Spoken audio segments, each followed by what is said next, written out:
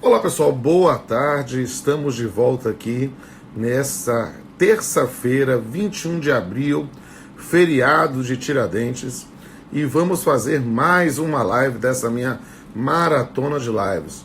O coronavírus, o isolamento social, na verdade, o isolamento presencial, né, esse confinamento, acabou ensejando essa oportunidade. As pessoas chegam a estar cansadas de lives. Eu não estou. Eu estou, na verdade, tô cansado do isolamento.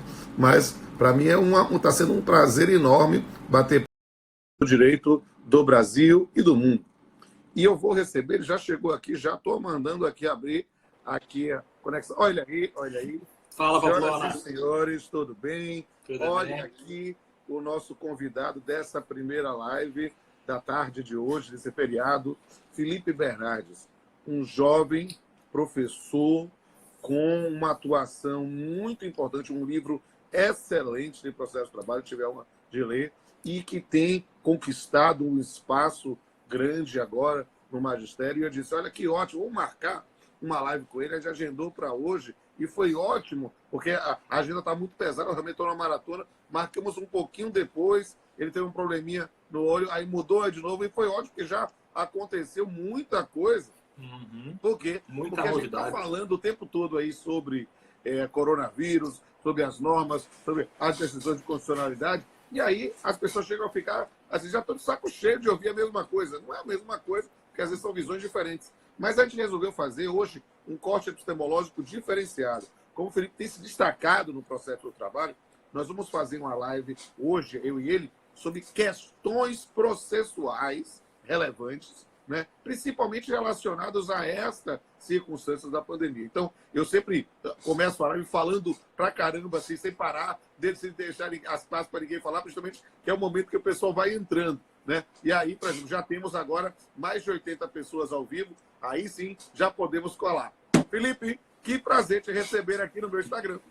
Prazer é todo meu, Rodolfo. Você é um cara que é referência aí para não só para mim, para muita gente no Brasil, no direito do trabalho, direito civil.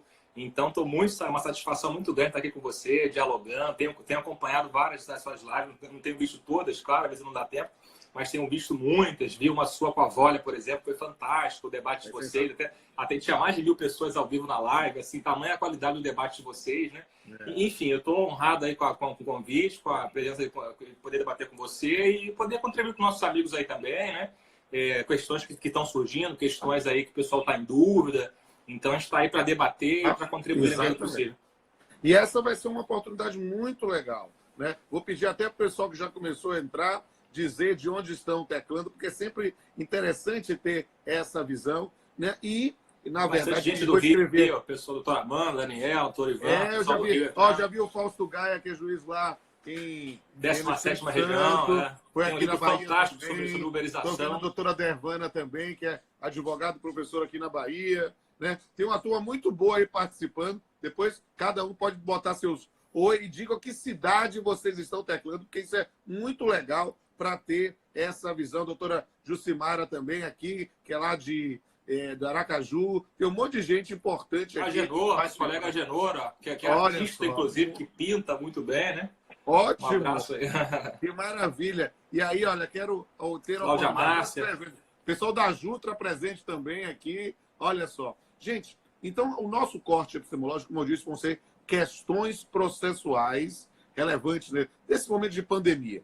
E aí há várias questões que me parecem super importantes relacionar. A questão da exigibilidade ou não dos acordos judiciais, a possibilidade de rediscussão. Eu tenho, inclusive, já posicionamento sobre isso e vou querer, antes de falar, ouvir Felipe, vamos discutir sobre a questão da prescrição, a discussão específica. Claro que nós estamos falando hoje de lege lata, não de lege ferenda, porque se há, nesse ponto, já muitas modificações nas relações de direito material, em função da MP 927, MP 946, né? A questão agora da queda da MP 905, que quando ia caducar, o presidente disse, vou revogar para poder editar. A gente pode discutir também essas questões, porque há aspectos processuais, né, relacionados a isso. Né? Então, há muitas questões aqui. Eu estou só fazendo um panorama para deixar Felipe à vontade, porque enquanto aí ele já começa a falar, eu escrevo aqui e fixo no comentário o tema para que quem chegar depois já saber qual é o tema da nossa live. Lembrando que essa live vai ficar 24 horas aqui no Instagram, né, no meu Instagram, mas eu estou pedindo a todo mundo, siga aí o professor Felipe Bernardes no Instagram, quero ver bombar ainda mais o Instagram dele, me siga R Pamplona Filho e em especial me siga nos 2 canais no YouTube, o canal Pamplona e o canal Papeando com Pamplona. Como essa live está sendo no meu perfil pessoal, ele vai entrar no canal Pamplona e vocês vão ter várias questões. Vamos lá. Felipe, a palavra é sua enquanto eu fixo o tema aqui. Maravilha. Bom, eu vou começar falando um tema então, Pamplona, que é um tema que saiu uma notícia hoje do Supremo Tribunal Federal, é um tema que a gente até mencionou rapidamente aqui, que é um tema que está meio perdido, assim, as pessoas talvez não tenham percebido a dimensão ainda da importância disso, que é o tema da suspensão de ações civis públicas que disputam a abrangência territorial, né? Aquele velho conhecido artigo 16 da Lei de Ação Civil Pública, que é a Lei 7347/85, e a gente sabe que existe uma discussão muito grande, existia uma discussão muito grande na jurisprudência, tanto trabalhista como civil também, lá no Superior Tribunal de Justiça, com relação a esse dispositivo. Só lembrando para os nossos amigos, esse dispositivo é aquele dispositivo que fala, que limita a eficácia territorial da coisa julgada em ações coletivas. Sim. Então, ação civil pública, e aí dependendo da espécie de direito, se é um direito difuso, coletivo, se é distrito, ou individual homogêneo, haveria, então, pelo artigo 16, uma limitação, quer dizer, então a coisa julgada ela teria eficácia nos limites da competência daquele órgão prolator, né? Isso é um dispositivo muito polêmico, muito discutido, porque, inclusive, o Fred Dier, seu conterrâneo aí, que é um brilhante professor de processo civil, ele até explica isso de uma forma muito didática, até muito, vamos dizer assim, brincando, né? Eu lembro que ele fala o seguinte, olha, esse dispositivo ele confunde competência com coisa julgada, porque tivemos uma ação de divórcio, um divórcio litigioso que tramite em Salvador. E aí o juiz decreta o divórcio lá em Salvador. Será que esse casal não está divorciado aqui no Rio de Janeiro? Não.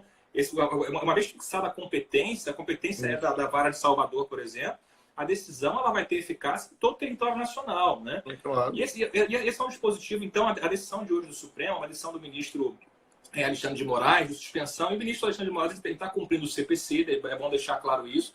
O CPC determina essa formação de precedente obrigatório, né? E aqui, no caso, recurso extraordinário com repercussão geral, que também forma um precedente obrigatório. E aí, a gente sabe que a sistemática do CPC, que também se aplica no processo do trabalho, determina o seguinte, olha, uma vez que o Supremo reconheça a repercussão geral, então que o TST, no nosso caso, deflagre o recurso de revista repetitivo, vai se dar a suspensão de todos os processos em todo o território nacional com relação àquela matéria. Então, a decisão de hoje do ministro Alexandre de Moraes é correta em termos do CPC, mas eu acho que a gente tem que trabalhar um pouco com isso. Até queria ouvir sua opinião sobre isso também. A gente tem que pensar estratégias com relação a isso. Porque eu tenho defendido muito o seguinte, Pamplona. No nosso caso trabalhista, por exemplo, a suspensão. Depois a gente volta no tema específico aqui claro. Da ação civil pública em si. Mas com relação à suspensão, no primeiro momento, e depois a gente fala mais sobre o artigo 16. Só para recapitular para o pessoal que entrou depois, eu vi que entrou, já bombou de vez agora, já estávamos com 80, já tem 140 pessoas, então é interessante o pessoal compreender bem isso, né? Qual foi o inteiro teor, em síntese, da decisão de hoje, né? E vamos pensar nos efeitos práticos para depois explicar para o pessoal como superá-lo. Diga aí. Perfeito. Bom, a decisão de hoje é o seguinte. Nem todo mundo viu o link. Perfeito. Já estou preparado, perfeito. Mas é sempre interessante. Para ficar mais claro. Perfeito. É o seguinte, é um recurso extraordinário lá no Supremo Tribunal Federal contra uma decisão do STJ em recurso especial. Acontece o seguinte, o STJ firmou jurisprudência pacífica, né? Teve oscilações, mas estava pacífica há muitos anos já, no sentido de que não é possível a limitação territorial da coisa julgada. Então, superando o artigo 16 da Lei de Ação Civil Pública, aquele artigo que limita nos limites do órgão prolator. Então, o STJ fala, não, isso não é possível, até em função da espécie de direito, né? Porque se o direito é difuso... É transindividual, é difuso, coletivo, individual homogêneo, alguma coisa assim. Exatamente. Se o direito é um direito difuso ou coletivo se distrito, é um direito que, por sua natureza, você não tem como atender, digamos, o direito ao meio ambiente ecologicamente equilibrado.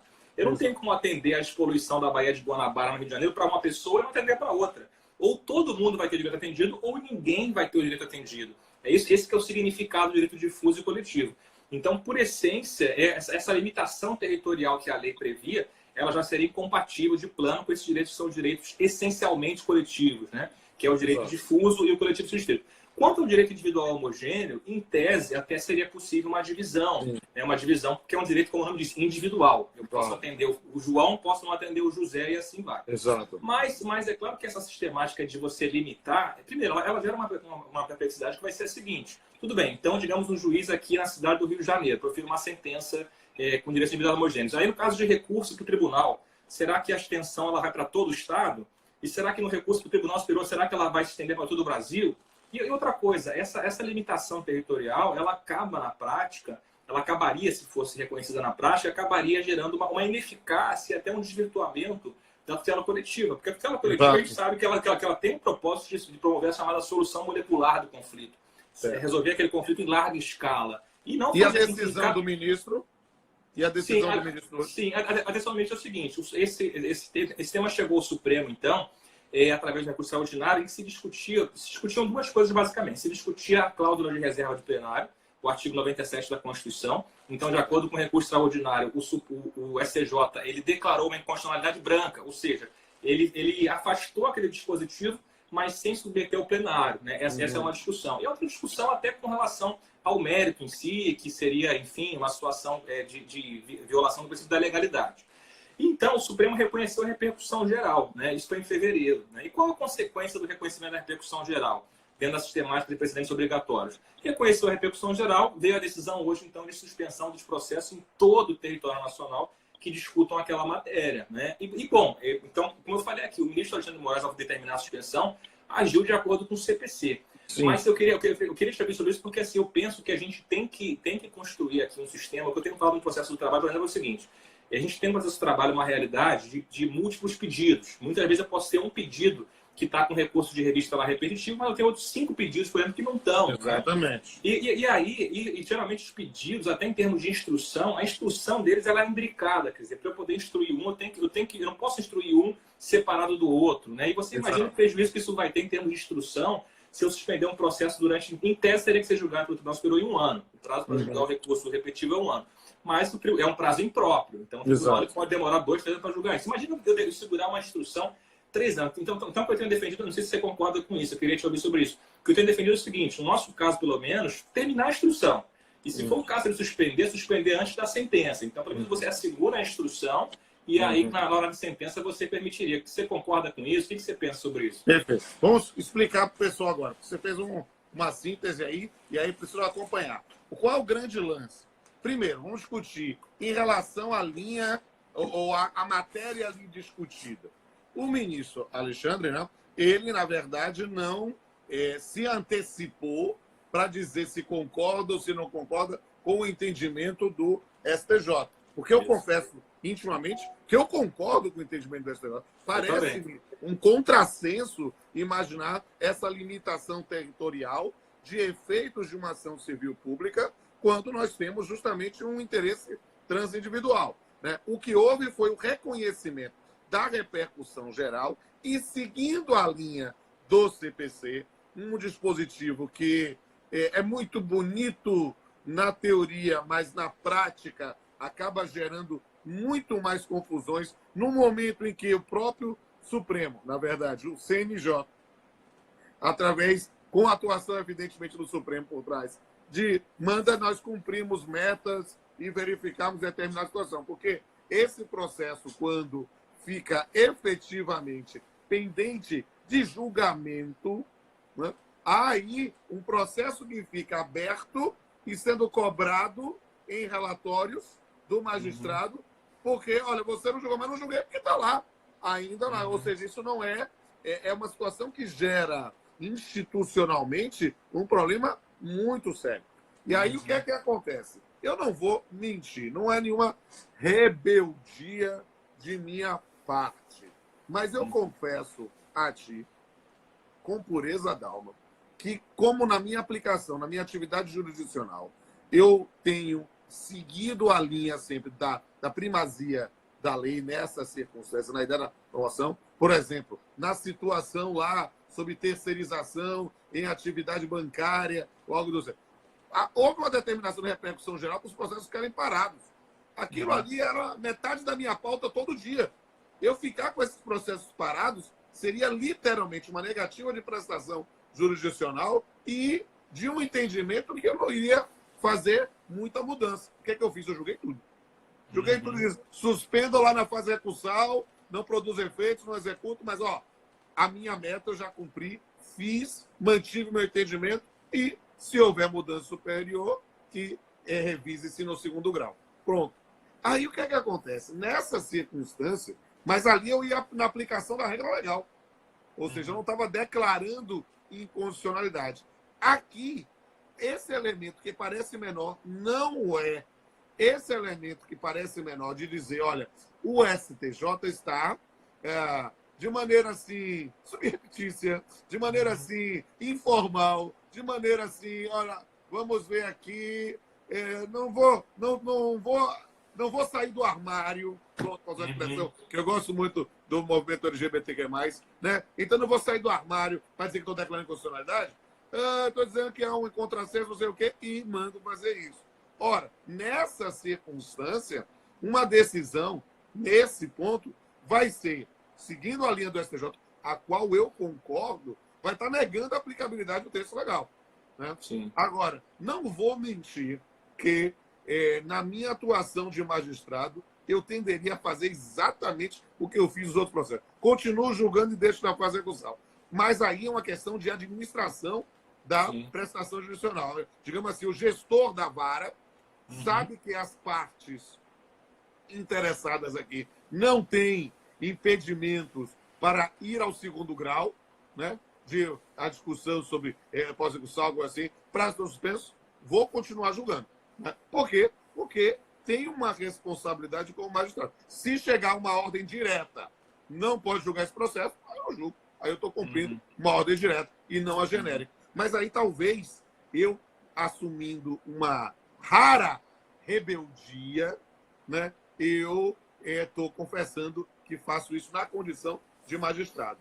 Mas é algo que efetivamente o sistema precisa ser repensado. Porque aquilo que eu falei, essa ideia da suspensão dos processos faz todo o sentido do ponto de vista teórico. Mas o prazo não pode ser impróprio. Sim. O prazo tem que travar a pauta do Supremo, tem que fazer algumas circunstâncias para que possa efetivamente dizer, olha, e aí eu vou falar, eu sou bem mais velho que você, Felipe, eu vou dizer que isso, de certa forma, foi o aperfeiçoamento paulatino das medidas provisórias. Por quê? Porque eu entrei na vida adulta, né, na transição da Constituição de 88. Então, eu vi o quanto o governo anterior, o governo Sarney, abusava dos decretos-leis. E aí, dentro dessa perspectiva, com a Constituição de 88, a medida provisória veio para verificar essa circunstância. Ora, neste ponto, é preciso analisar essa questão e dizer que a medida provisória veio para poder ter digamos assim, uma disciplina melhor. Só que aí começou um abuso das medidas provisórias. E aí o artigo 62 foi reformado para ter o trancamento da pauta, não sei o quê, e ter essas circunstâncias, e perder a validade, e proibir determinadas matérias. A gente pegou medida provisória em matéria processual, gente, né? E só depois, quando houve a proibição... Emenda Constitucional 32, né? Que vedou as medidas provisórias. Então aí a gente começou a ter uma outra perspectiva para tentar se resolver essa questão. É preciso repensar esse aspecto dessa suspensão, justamente isso. Por quê? Porque aí, já antecipando, inclusive, uma das perguntas aí, numa determinadas circunstâncias, é claro que, nessas circunstâncias da pandemia, o prazo processual para recurso está suspenso. Então, não vai se dizer, nesse sentido, que há dificuldade nesse ponto. A prestação está lá e, de repente, a gente vai ver a discussão sobre eventual depósito recursal, se houver condenação de natureza pecuniária, para pensar no segundo grau, com limites, com os tetos, com toda, digamos assim, a disciplina após a reforma trabalhista. É uma questão a se pensar assim. Sim, sim. E a decisão do Supremo de hoje, assim, ela tem um impacto muito grande. Por mais que o ministro Alexandre de Moraes esteja cumprindo o texto da lei, a gente tem que perceber o seguinte, ele tá, na prática, é uma decisão que está mandando suspender toda e qualquer ação civil pública no Brasil, porque, na verdade, em qualquer ação civil pública vai se discutir a questão da eficácia territorial. decisão territorial. Então, você imagina isso em termos de acesso à justiça, nesse momento que a gente precisa de ações coletivas, no caso trabalhista, os sindicatos atuantes, o Ministério Público do Trabalho atuando, talvez em defesa aí eu tive a oportunidade de fazer uma live, só foi complicado porque o sinal estava muito ruim, caiu umas 2 vezes. O seu tá ótimo o sinal, então que beleza a gente conversar. Mas eu conversei com uma pupila minha, foi minha colega, foi minha aluna e depois tornou-se minha colega e hoje pontifica no Ministério Público do Trabalho, é minha colega na UFBA, a Rosângela Lacerda, especificamente sobre a atuação do MPT nesse período de pandemia. E a gente precisa fazer o destaque à importância da atuação do MPT, claro que na parceria com a Justiça do Trabalho, a quantidade de verba que não é de natureza pública, ou seja, verba que pode ser direcionada e tem sido direcionada aos municípios, ao Estado, para compra de equipamentos no momento de pandemia. E perceba, quando você suspende uma ação civil pública, nessa circunstância, você está suspendendo a ação civil pública a tramitação. Ou seja, não poderia ser possível fazer sequer uma conciliação. Não pode fazer mais nada, fica natural, parado o processo. Né? Ou imaginar, porque nessa conciliação a gente autoriza isso. Nesse ponto, é na prática um TAC sobre o modelo de conciliação judicial. A gente resolve uma situação e eu preciso destacar esse ponto que a Angela colocou, e essa coisa precisa ser dita. Nós temos visto sensibilidade das empresas nesse ponto. Ou seja, toda vez que diz, olha, ninguém quer dinheiro especificamente para a FAT, ou não. Nós estamos pensando no combate efetivamente à pandemia. Há, digamos assim, uma abertura de canais de comunicação que é impressionante e parabéns, porque por termos efetivamente empresários com sensibilidade social num momento que é esse momento pandêmico, que a gente pode até brincar dizer que é pandemônico, porque a gente fica sem saber em quanto tempo as coisas vão ficar, né? Mas siga mais, vamos lá. Não, justamente isso. Então, assim, é uma decisão do Ministério que suspende os processos, mas, assim, isso acaba tendo um impacto muito grande nesse momento atual em termos de acesso à justiça. A gente sabe que as ações coletivas são ações, ainda mais no caso trabalhista, quem fala muito isso é o Mauro Schiaga, é uma ação sem rosto. O trabalhador não precisa estar ali dando rosto na ação, quer dizer, o sindicato, o Ministério Público está ali postulando, né? Então, isso em termos de acesso à justiça, não só no processo do trabalho, mas também no processo civil, tem um impacto muito grande. Curiosamente, uma pequena curiosidade, né? Esse recurso extraordinário que gerou essa repercussão geral e gerou a suspensão dos processos foi interposto por um banco, né? Sempre os bancos ali nesse lobby muito forte, né? Então, assim, pode ser uma coincidência, né? Mas enfim, fica essa observação. Mas eu também concordo com você, também acho que é o pensamento da doutrina majoritária, quer dizer, no sentido de que a suspensão, quer dizer, a eficácia da coisa julgada na ação civil pública não pode ser restringida à eficácia territorial do órgão, da cidade que ele está prolatando a sentença. Ela tem que se expandir, na verdade, de acordo com o tipo de direito, né? Uma vez fixada a competência, então a gente sabe que a legislação civil pública tem critérios para a competência, então a competência se fixa lá de acordo com o local do dano, onde o dano ocorrer, né? E aí, se tem aqueles critérios, se for um dano regional, por exemplo, aí nesse caso vai para a capital do estado, ou vai para a capital do estado, então para algumas das localidades que são envolvidas ali naquele dano. Então, assim, uma vez que se fixe a competência, a decisão ela vai ter eficácia erga omnes, como diz o Código de Defesa do Consumidor, né? O CDC, ele fala isso, a eficácia vai ser erga omnes, inclusive no caso de direitos individuais homogêneos. Né? Então, assim, a decisão parecia muito pacificado nesse sentido, e a gente acaba tendo esse efeito aí, reflexo de uma suspensão, e agora o Supremo, em tese, teria 1 ano para julgar isso. Mas a gente sabe que pode passar. Eu posso ficar 2, 3 anos com a CPI suspensas em todo o território nacional, com um reflexo muito grande aí no acesso à justiça. Né? Inviabilizando, muitas vezes, a atuação processual do Ministério Público. Né? Isso aqui que é... Ou seja, por quê? Porque, de fato, o Ministério Público, nessa situação, sem ter a ação civil pública, em regra, como instrumento, ele vai fazer o quê? Ele vai trabalhar só na via extraprocessual, né? No campo dos inquéritos civis públicos. Então, é preciso entender as consequências. É engraçado pensar nisso, né? Quando se fez a modificação da LINDB, né, da Introdução às Normas do Direito Brasileiro, para a ideia consequencialista. Acho que o consequencialismo, não somente econômico, não somente para a gestão do Estado, mas a consequência para a atividade jurisdicional e para a atuação institucional também deve ser levado em consideração. E talvez, acho que é uma decisão que talvez valha a pena um amicus curiae ou alguma circunstância que possa abrir os olhos do ministro para essas consequências. Mas, sim, ó, sim. eu vou falando já há 25 minutos.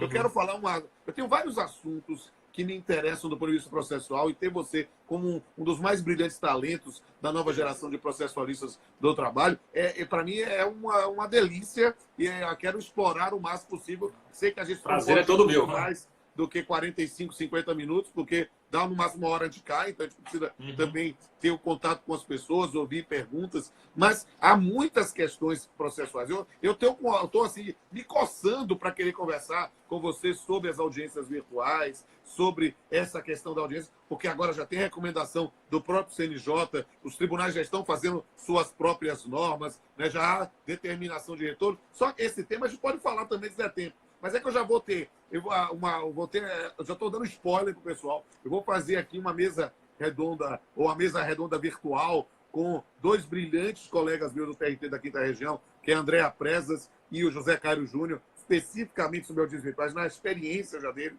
Vou fazer com o ministro Cláudio Brandão, quinta-feira, já depois da manhã, sobre as sessões virtuais no TST. Então, tenho muito material. Agora tem um que eu queria te ouvir, porque eu confesso a ti, não estou botando saia justa, não sou Jô Soares, não boto ninguém saia justa. Aqui você tem liberdade para dizer o que você achar.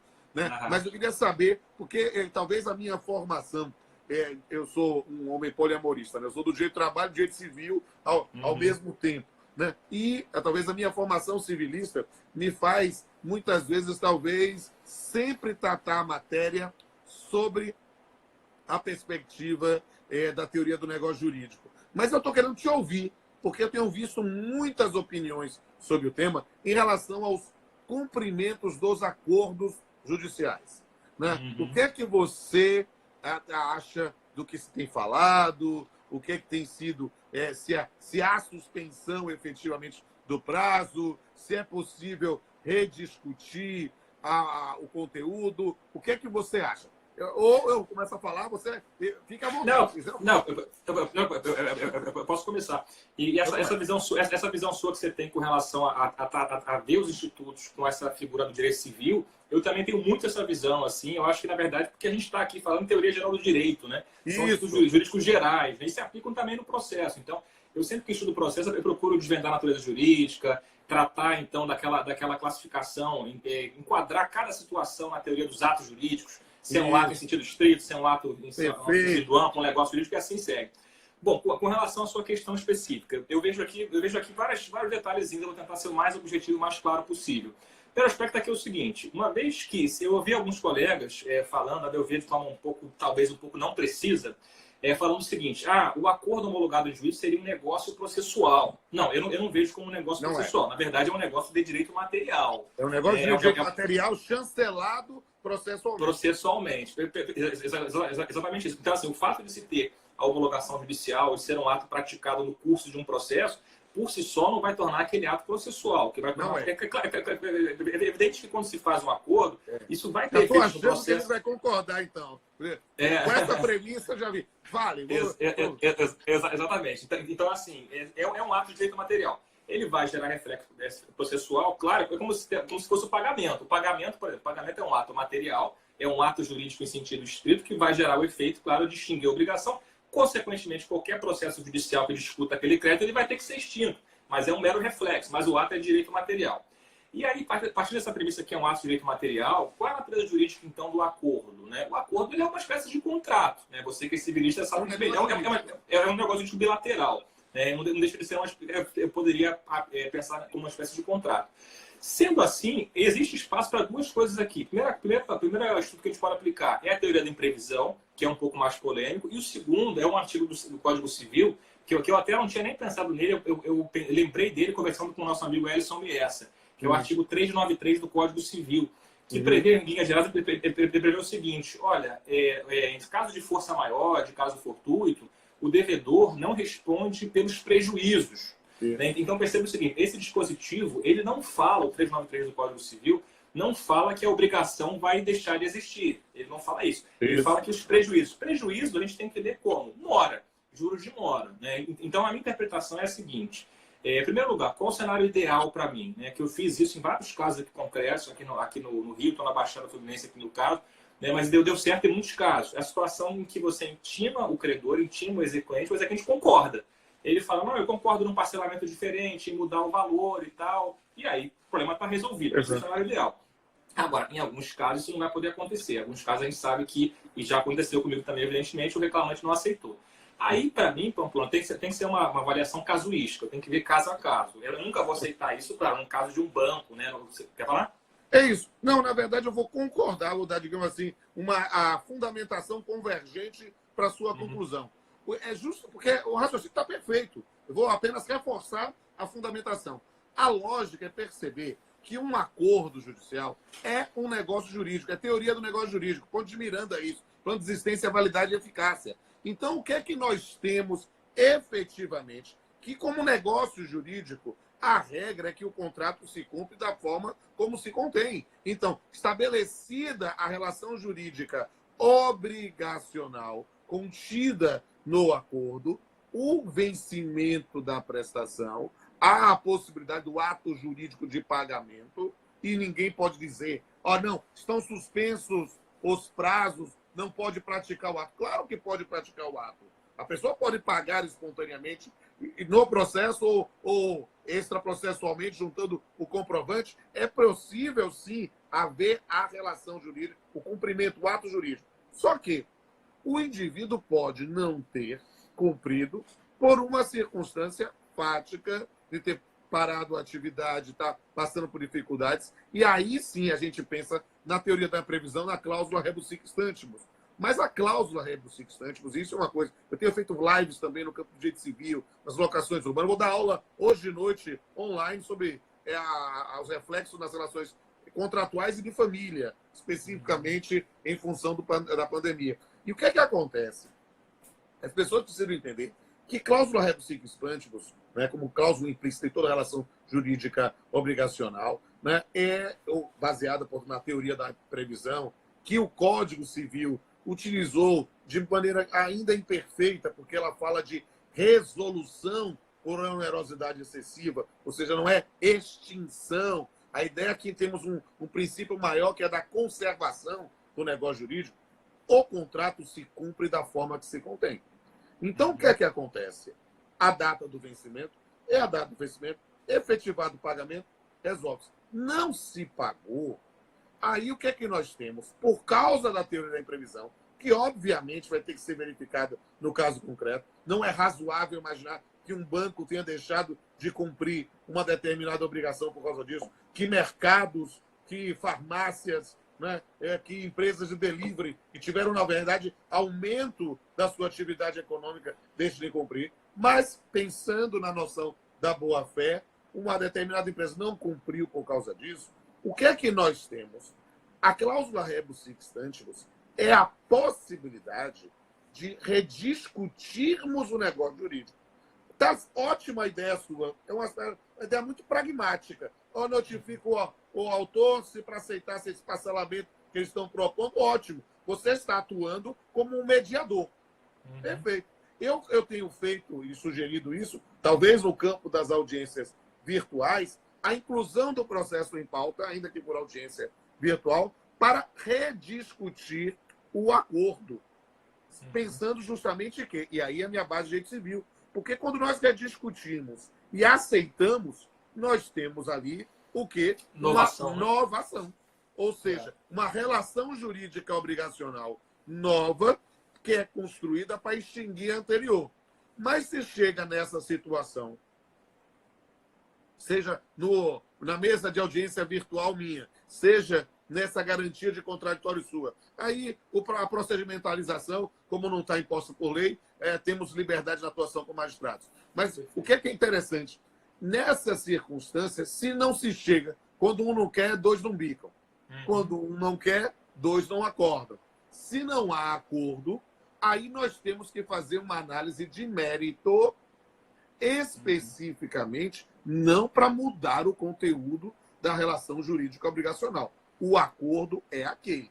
A menos que tenha ocorrido alguma situação que fosse absolutamente imprevisível. Não. O acordo é aquele. Mas a cláusula penal, é preciso entender a natureza jurídica da cláusula penal, que as pessoas ficam na visão só prática e esquecem a base teórica. Cláusula penal é uma pré-tarifação de perdas e danos.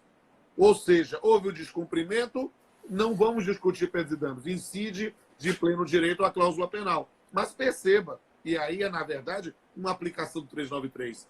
A ideia de que a força maior é um elemento que quebra o nexo de causalidade para as perdas e danos. Ou seja, vai se executar o acordo da forma que se contém, com a correção monetária e apenas essas incidências, e não pensar especificamente na execução da cláusula. Por quê?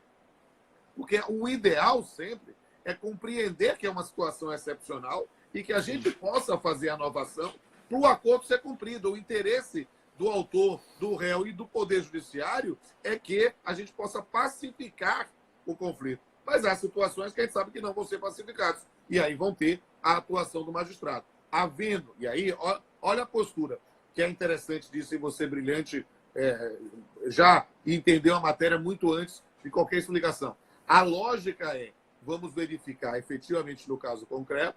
Por quê? Porque se há resistência, a depender de quais foram os fundamentos para ao descumprimento, executo ou não a cláusula penal, faço por quê? Porque eu vou ter que verificar também pessoas que podem querer aproveitar o momento da pandemia para dizer, não, então não vou cumprir nada. Aí não. Esses acordos também que tem a cláusula penal, eu não sei na Bahia, mas geralmente aqui no Rio é padrão colocar uma cláusula de vencimento antecipado das parcelas. Sim. Então, um acordo de 10 parcelas, e aí o cara pagou 2, não pagou a terceira. Você executaria todas as 10. Exatamente. Que é a aplicação da CLT. A gente faz e coloca no negócio jurídico. Já fica homologado assim. Sim, mas parece que nessa circunstância, aí sim nós temos um motivo para não fazer. Para não fazer o vencimento antecipado. Vamos seguir na data do vencimento. Se há uma espontaneidade para o cumprimento da relação de direito material chancelada processualmente. Perfeito. Perfeito. Eu estou 100% de acordo. Então, assim, o que eu tenho feito é, se eu verifico, no caso concreto, que é uma situação de uma empresa que teve que fechar, por exemplo, com um decreto do governo, do Estado, da Prefeitura, por exemplo, eu sei que não tem caixa, eu tenho a sorte de estar numa cidade relativamente pequena aqui no Rio, que eu já conheço as empresas, já conheço os reclamados. Então, facilita muito. Isso facilita porque eu já sei que não estão funcionando. Eu sinto falta do meu período do juiz de interior, né? Porque eu fui juiz em Teixeira de Freitas, Eunápolis e Ilhéus. Eu estou como titular em Salvador desde 2006. Né? Então, mas em 2000, eu sou juiz desde 95, né?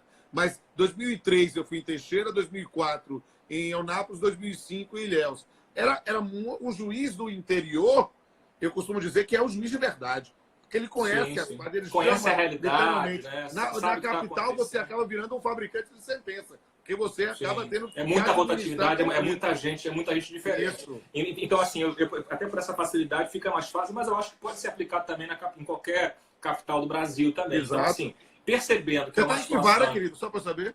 Eu estou na primeira de São João de Meriti, que é na Baixada Fluminense aqui. Cidade bonita, bonita. Bonita.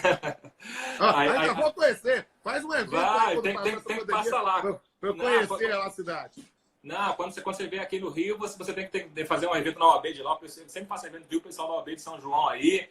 Vamos convidar o professor Rodolfo aí para ir lá qualquer avisa o pessoal que eu estou na fase Cinemagal. Me chama. Tá facinho, né? Tá facinho. Tô facinho. É só chamar. É isso. Mas assim, então o que eu tenho feito é isso. Verificando o caso concreto, se eu achar pertinente, se eu vejo que é pertinente ali, então eu estou relevando a multa e estou relevando o vencimento antecipado, mas não estou dizendo que a parcela é inexigível. Exatamente. Então a minha secretaria... perfeito. Não há o que falar. É isso. Então, assim, a secretaria, a minha orientação foi, vamos executar. Então, assim, é claro que os prazos estão suspensos, o que complica, mas eu não estou impossibilitado de fazer uma penhora online, por exemplo. Então, tentar pegar aquele valor, né? Então, assim, é claro que os prazos vão voltar também agora, mas, em suma, tem sido a minha solução e fico feliz que a gente concordou aí. Então, estou muito bem acompanhado. É que você é a nova geração. Eu já estou cedendo o bastão nessa corrida de revezamento. Já é cascudo, né? Não, já sou macaco velho, entende? Então é aquela coisa, assim, de querer resolver essas questões. Mas que interessante. Olha, querido, já estamos com 40 minutos de live. Passou que a gente nem sentiu, né? Então, temos outros temas que você tem à vontade para falar, mas a gente tem que falar no máximo aí mais uns 10 minutos. Então, Mais uns 10 há várias questões que a gente pode citar. Eu vou fazer assim, tipo um show do milhão. Eu começo a falar o tema e você decide se quer falar sobre ele ou não. A gente pode falar sobre a questão da prescrição, a gente pode falar sobre a noção do acesso à justiça, a gente pode falar sobre as audiências virtuais. Audiência virtual, acho que é um tema bacana, que é um tema que vai começar a aparecer agora, né? Porque eu já vou trazer elementos para as lives que eu vou fazer com Andréa Presas, José Cairo e o ministro Cláudio Brandão sobre isso. Pessoal, me siga aí no Instagram para vocês verem. Eu publico só os cards no dia para o pessoal não perder nenhum tipo de discussão. E siga o professor Felipe Bernardes, que você vai estar acompanhando aí um dos melhores processualistas do trabalho da nova geração. Fala aí. Obrigado. Bom, com relação à audiência virtual, eu tenho conversado muito com colegas, eu já oscilei um pouco do pensamento em relação a isso, é uma realidade nova para a gente. Sim, claro. Por quê? Porque o que a gente tinha até hoje, eventualmente até eu já fiz, imagino que você tenha feito já, vários colegas já fizeram, é a situação de você ouvir, às vezes, uma testemunha, até uma parte, às vezes, que está no exterior, ou então que está no Brasil, mas está num local de difícil acesso, e aí a outra parte, a parte contrária, concorda naquele procedimento.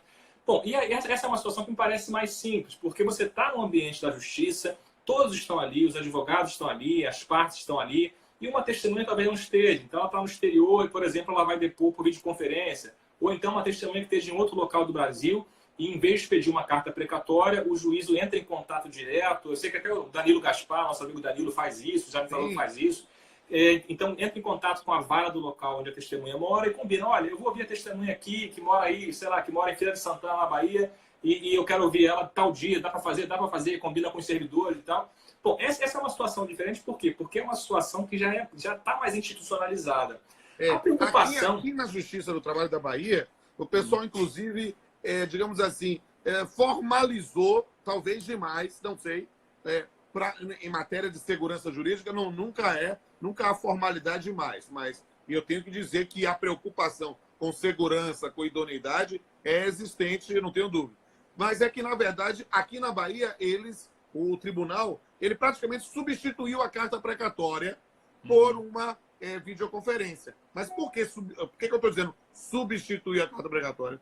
Porque nessa circunstância, a testemunha tem que se deslocar para o juízo da cidade onde está, né? No caso do TRT da Quinta, que nós temos um estado territorialmente muito grande, também de alguns países. E aí o indivíduo, por exemplo, eu em Salvador, ouço a vara de Teixeira de Freitas, minha primeira vara como titular, eu fui substituto de 7 anos e meio, depois fui o primeiro do meu concurso a ser titularizado e demorou muito ainda naquela época, hoje demora muito mais, né? Mas naquela época, Teixeira de Freitas são 927 quilômetros de Salvador, eu pegava 14 horas de ônibus.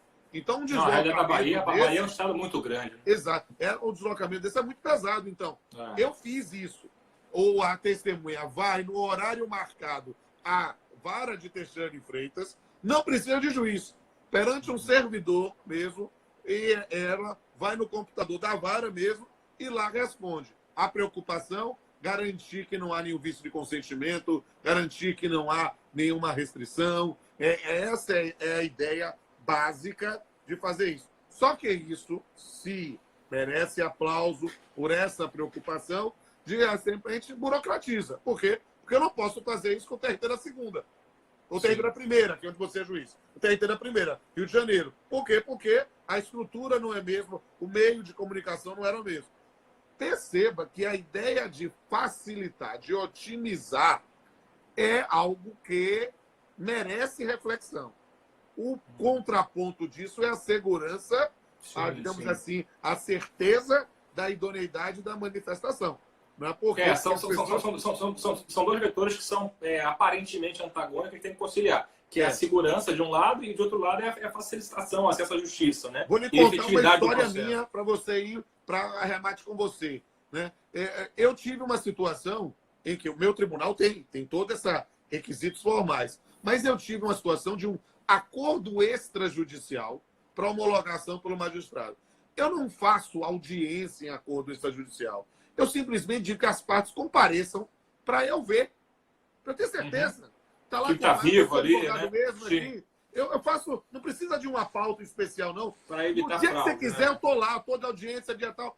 Venha que eu lhe atendo no meio da audiência, puxo aqui. É só para certificar a manifestação. Não é uma ouvida determinada por lei. É simplesmente uma segurança para que nenhum jurisdicionado diga: ó, o juiz assinou meu acordo sem olhar para minha cara. Eu não fiz isso. Eu tive uma situação, querido, que a reclamante, a empregada, porque era uma conciliação extrajudicial, dizia o quê? Que neste ponto ela tinha que recebido uma verba, deixou a sua tia como procuradora, escritura pública, tudo, e foi fazer um mestrado em administração em Portugal. E aí chegaram... Faz um Skype, faz uma ligação por WhatsApp, fala com ela direto, né? Foi isso que você fez. O que aconteceu foi isso. Eu cheguei, as pessoas chegaram em meio de audiência, eu digo: cadê a empregada? Não veio. Ela está em Portugal. Ela constituiu aqui a sua tia para ver. Mas eu digo: mas minha amiga, eu acredito na sua idoneidade, acredito na sua boa-fé, mas eu preciso resolver isso aqui, porque eu preciso ver a parte. Desse jeito não dá para jogar. A única dificuldade disso, eu não sei se você teve alguma cautela específica nesse caso, a dificuldade desse caso é você saber com quem você está falando, né? Porque você pode ligar ali e você não sabe outra quem pessoa. Que está do outro lado. Eu disse, a própria advogada disse: doutor, o senhor aceita fazer uma videoconferência? Eu disse: aceito. Aí me deu o telefone dela aí. Eu vou baixar aqui no meu celular e eu vou ligar. Aí eu, na mesma audiência mesmo, liguei no WhatsApp. WhatsApp. Aqui é o Rodolfo Pamplona, juiz do seu caso. Exato. E quem atendeu o Rodolfo Pamplona do seu caso? Aí, de repente, a pessoa diz: oi, professor, tudo bem? Eu digo: como é que é? O marido dela era advogado e estava com ela em Portugal. Olha, que coincidência, né? Tudo bem, ou seja... Isso no seu caso não é tão espantoso, porque você é muito famoso aí, Brasil e mundo afora. Né? Então não é algo de se espantar, né? Estou ensinando há 25 anos, é quase a sua idade. É um pouquinho mais do que isso. Então, um pouquinho só. Nova geração, New Kids on the Block. Eu sou dos Menudos ou dos Beatles, entendeu? Então, nesse ponto, a gente resolve com uma circunstância de tentar resolver a questão. Porque não é a formalidade pela formalidade. É a formalidade para garantir a idoneidade da manifestação do pensamento. Por quê? Porque todo mundo tem direito de se arrepender de qualquer ato que faz na vida. Mas, num ato judicial, a gente precisa... Ele fica irretratável, né? Que esse arrependimento é que nem casamento. Depois só divórcio, meu amigo. Então, a questão. E a sensação de que se tivesse ido para uma outra via, poderia ter recebido um valor maior. Já era, né? Perdeu, fez o acordo, já não volta sempre mais. Vai ter, e não pode mais discutir, porque já era. Você. Então, esse caso seu, eu acho que é bem mais tranquilo, digamos assim, porque assim, você tinha uma pessoa com procuração pública, etc., coisa e tal. Agora, sim, a preocupação que a gente tem, claro, com a audiência virtual, é, primeiro, a questão de segurança, de você certificar quem é a pessoa. Talvez, nesse seu caso, você pudesse também, ela só pedir para exibir o documento. Então, ela podia pegar o documento de identificação e colocar na frente da tela e virar, né? Isso aí eu acho que seria até o de menos. Mas, em termos de segurança, a preocupação que eu tenho ainda bastante, muitos colegas eu vejo que têm também, é com relação à credibilidade, à lisura do depoimento. Então, a gente sabe que a gente tem problema com testemunha, etc. Já numa audiência presencial, eu fico imaginando uma situação em que, por exemplo, a testemunha está do lado da parte, está depondo, o juiz não está no campo de visão dele, e aí, por exemplo, o depoimento começa a ficar meio negativo, de repente a conexão cai, ou então passa um bilhetinho ali para ela que o juiz não vai ter como ver. Isso é muito delicado, né? É certo que assim, a gente não pode partir da premissa de má fé. Claro. Pensar que as pessoas estão de má fé. Mas essa é uma questão que a gente eventualmente pode nunca se blindar. As pessoas usam essa expressão e no campo empresarial falam de blindagem empresarial como se fosse efetivamente algum escudo poderoso de um super-herói de quadrinhos. E não é. O máximo que a gente pode nesse ponto é tomar cautelas. No telefone, por favor, dá um giro aí para eu dar uma olhada em volta aí. Deixa eu verificar esse outro elemento. Por quê? Porque a ideia é de perceber essa noção de boa-fé, ouvir a parte contrária, vem cá, você conhece ele, esse dado tem alguma noção, revaloriza a contradita, né? Verifica situações de, olha, tem alguma coisa contra mim, deixa registrado, talvez nesse ponto verifica, porque Porque, na verdade, a gente precisa, aí me permita aqui falar como um coroa, né? O fato é que quem depõe em juízo, a gente, às vezes, é muito ingênuo nesse ponto. Quem depõe em juízo? A gente fica perguntando se é amigo íntimo, inimigo capital, né? Parente até o 4. Parentesco, não, tá? Porque aí é um dado objetivo. Mas amizade e inimizade, né? Achar que o indivíduo está indo lá simplesmente porque ele está querendo cumprir um munus público, isso acontece, mas não é nem a metade dos casos, sabe? A pessoa está indo porque era um colega dele, ele acha que aquilo é justo, não sei o quê, então é preciso compreender. Ou ele é empregado da empresa e a empresa quer que ele vá lá e se sente impressionado ou não, seja na via virtual, seja na via presencial, é sempre o dado, quer dizer, não lembro, não dado. Então, talvez o trabalho nesse ponto seja aquela sensação que eu digo com meus alunos. Eu levo muitos alunos para assistir a audiência, ou recebo alunos de várias faculdades. Eu digo, há um campo de sensibilidade, né, que a gente precisa ter, que é o diferencial para os robôs. Eu já orientei certas pessoas de mestrado e doutorado sobre inteligência artificial, sobre personalidade jurídica com robô. Eu digo, o que nos diferencia nesse ponto é justamente essas nuances. A percepção feeling, dos detalhes. Né? Esse feeling. E por isso, eu sou juiz de primeiro grau há 25 anos. Já fui pinguim, né? Pinguim, o pessoal já o TRT da segunda região que falava. Eu fui juiz do primeiro grau que foi substituído do tribunal ao tempo. Nos meus acordos, nos meus votos, eu sempre disse, matéria de fato, eu prestigio a sensibilidade do juiz de primeiro grau. Porque se o autor diz uma coisa, o réu diz outra, e o juiz optou pelo autor, pelo réu, quando dizem... Tem algum motivo ali para isso. Ele tem algum motivo para isso. Se não é uma distorção brutal sobre regras de ônus da prova, se é justamente a bola dividida, eu confio na sensibilidade do primeiro grau. Por quê? Porque na situação inversa eu gostaria que confiasse na minha sensibilidade. Essa ideia de imediatidade, sim. Perfeito, perfeito. Bom, essa é a preocupação, mas assim, eu sinceramente eu tenho um pouco de resistência com a audiência de instrução. Eu acho que para a audiência inicial e a audiência de conciliação é super tranquilo, tem que ser feita. Para a instrução é um pouco complicado, é uma mudança de paradigma, mas eu acho que em certo momento, a depender da extensão aí da suspensão, então a gente não sabe quando vai voltar a justiça a abrir as portas, se volta agora em junho, se volta em julho. Mas se isso perdurar por mais tempo, né, sem querer ser pessimista, eu torço para que a gente chegue em junho ou julho no máximo e a coisa volte. Eu acho que é mais tranquilo. Agora, se for perdurar mais tempo, a gente vai ter que pensar e fazer. Se me permita, de falar uma frase, a gente tem que encerrar, já são 53 minutos falando, né? Uma frase que eu ouvi do ministro Carlos Veloso, quando era presidente do Supremo Tribunal Federal. Ele disse, ao juiz só é dado o direito a ter um medo. O medo de ter medo. A gente tem receios, a gente quer buscar a ideia, quer buscar formas de segurança, a gente tem que buscar quanto mais estabilidade nas relações. Você precisa arriscar um pouco também. Mas a gente precisa, sim, porque senão o processo não vai andar e a gente vai, nesse ponto, transformar o processo judicial na criação humana mais próxima do conceito de eternidade, que não termina nunca. A gente precisa realmente resolver.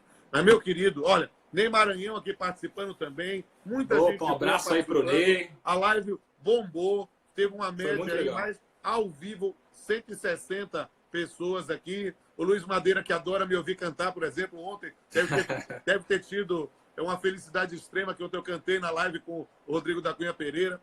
Qual música você cantou? Não, a outra live foi sobre direito, né, direito de família, em verso, prosa e música.